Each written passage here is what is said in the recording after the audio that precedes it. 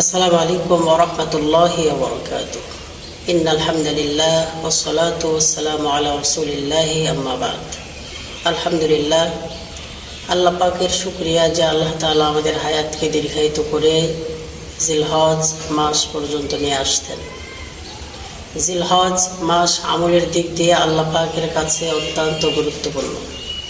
আর এই মাসের আমলের মধ্যে গুরুত্বপূর্ণ আমল হলো প্রথম 9 দিন রোজা রাখা, আর প্রথম 10 রাত অর্থাৎ প্রথম দশকের 10 রাত আল্লাহ পাকের বেশি বেশি ইবাদত করা।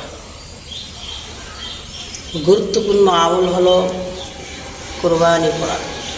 কুরবান শব্দের শাব্দিক অর্থ হলো উৎসর্গ করা, নৈকট্য সাধন করা।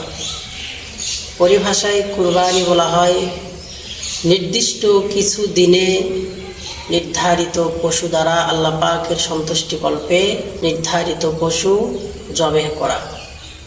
নির্দিষ্ট কিছু দিন অর্থাৎ 10 তারিখ ঈদের নামাজের পর থেকে 12 তারিখ মাগরিবের পূর্ব মুহূর্ত পর্যন্ত এই 3 দিনই কুরবানি করা যায়।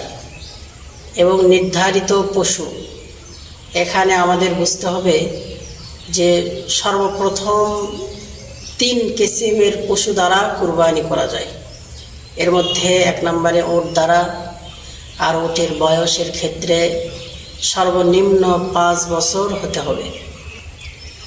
এরপরে 2য় নম্বরে গাভী, মহিষ বা এগুলোর কিসিম, এগুলো দ্বারা কুরবানি করা যায়।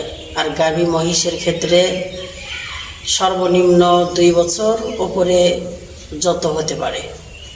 আর 3য় নম্বরে ছাগল, দুম্বা বা ভেড়া দ্বারা কুরবানি করা যায়।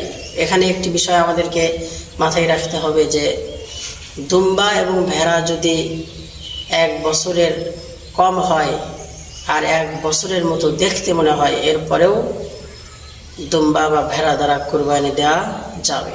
কিন্তু ছাগলের ক্ষেত্রে 1 বছর পরিপূর্ণ হতে হবে। আল্লাহ তাআলা আমাদের আমল করার তৌফিক দান করেন।